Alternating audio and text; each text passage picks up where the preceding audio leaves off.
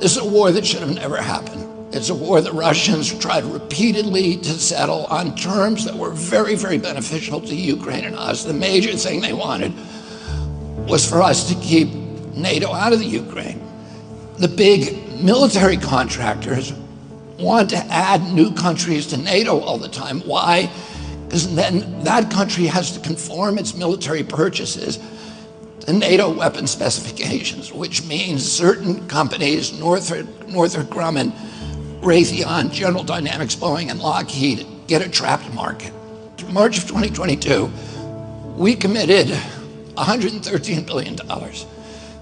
Just to give you an example, we could have built a home for almost every homeless person in this country. We then committed another $24 billion since then, 2 months ago, and now President Biden's asking for another $60 billion. But the big expenses are going to come after the war, when we have to rebuild all the things that we destroyed. Mitch McConnell was asked, can we really afford to spend $113 billion to Ukraine? He said, don't worry. It's not really going to Ukraine. It's going to American defense manufacturers. So he just admitted it's a money laundering scheme. And who do you think owns every one of those companies? BlackRock. So Tim Scott, during the Republican debate, said, don't worry, it's not a gift to Ukraine, it's a loan. So raise your hand if you think that that loan's ever getting paid back.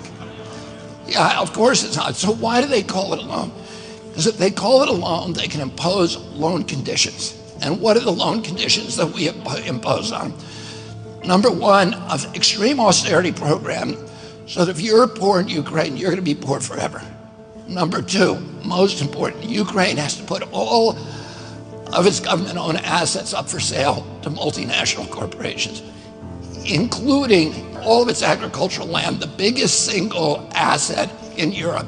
In Ukraine, there's been 1,000 years of war fought over that land. It's the richest farmland in the world. It's the breadbasket of Europe. 500,000 kids almost, Ukrainians, have died to keep that land as part of Ukraine. They almost certainly didn't know about this loan condition.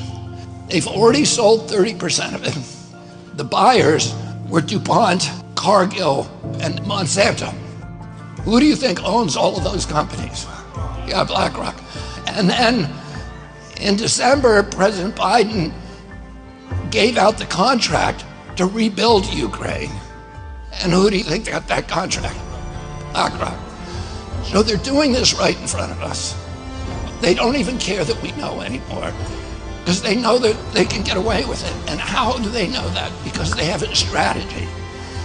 And that strategy is an old strategy, which is they keep us at war with each other. They keep us hating on each other. They keep the Republicans and Democrats fighting each other, and black against white, and all these divisions that they sow.